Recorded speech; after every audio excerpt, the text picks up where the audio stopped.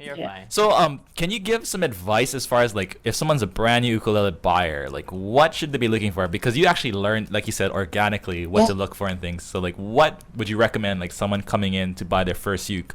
What should they be looking for? How should they test their ukulele if they're actually are lucky enough to go to a store? Yeah. Or what should they ask the They, dealer? they should call me. No, It sounds like you're a concierge service a little bit, you know, like you're kind of like matchmaking a little bit too, right? I Like, do you know. try. If you look, all my demo videos are usually customer requests because they'll say, I want to know the difference. One, most recent one, he's like, I want to know the difference between SK25, SK38, and SK50 and SK75 from Ohana. But there's no way I can do that locally. And so I took all four and I played them back to back. And all I play is Tiptoe Through the Tulips. I don't make it any more complicated. But then you hear the tonal difference because that's what you're picking out. You're not picking out my playing ability. You're picking out tonal difference. But I always tell people first you need to know your budget because it's easy to go, well, for $20 more I could do this, and for $40 more I could do this, and that's what happened with my first ukulele. I told my husband I wouldn't spend more than $100. Ended up spending $220. And then I always say, pick what size, and I'm always sharing Aldrine's video from forever ago. He's such a baby in it. Uke minutes, uke sizes. I think it's uke minutes number 4 or 5. Wow.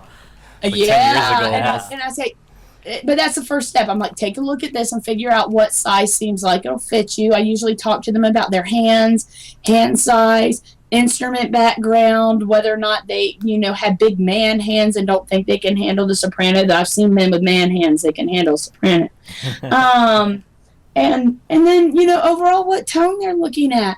But a lot of it does kind of start with budget, because I'll tell you, never in my life would I ever think $1,000 as a starter ukulele, but I've had people call me up and go, hey, is this Kamaka a great starter ukulele? I'm like, sir or ma'am, if that is your budget, then yes, it is. But that's it, is it's all kind of what you can afford. If I was I guess I'm a CEO, but I'm a CEO of MIM's Ukes. I mean, honestly, if it was me, all right, let's say I didn't play ukulele and I was just starting right now, I'd be like, okay, I can spend $200, Yeah.